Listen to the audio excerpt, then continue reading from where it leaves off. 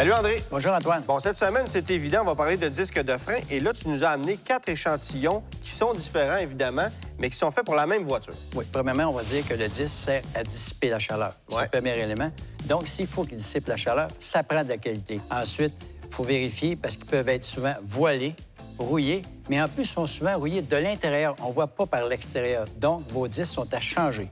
Maintenant, là, moi, il faut que je remplace mes disques de frein. Vers quoi je me dirige? C'est quoi les possibilités? Parce que je vois visiblement que les couches, les enduits sont pas les mêmes. Là. Non. Premièrement, il y a des disques avec des enduits. Il y a des disques avec des peintures protectrices. Mais ce qui est important, d'abord et avant tout, c'est la qualité du disque, ce qu'il y a dans le disque.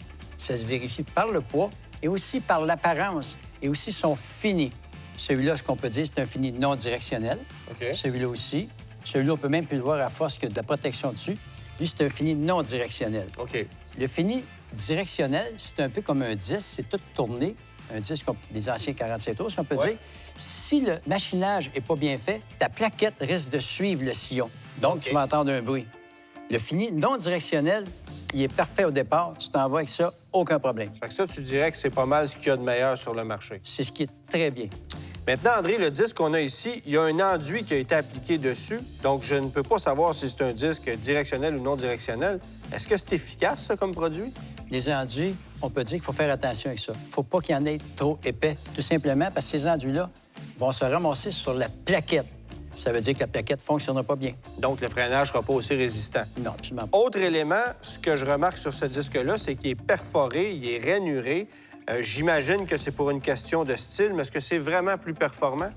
Ça change absolument rien. La plupart de ce qui se vend dans le marché à prix régulier, c'est absolument de l'apparence. Parce que le disque perforé n'amène rien de plus, sauf que même en faisant des perforations, on enlève du matériel. Oui. Ensuite, il peut se ramasser des fentes au niveau de la perforation.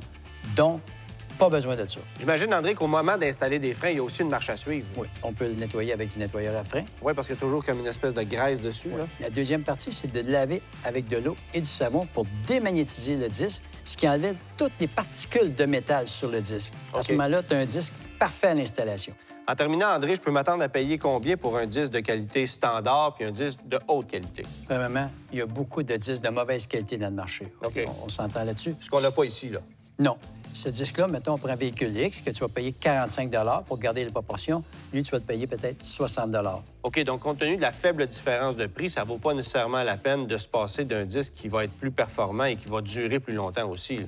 Absolument. La différence de prix, de toute façon, elle est justifiable. Merci, André. Merci, Antoine.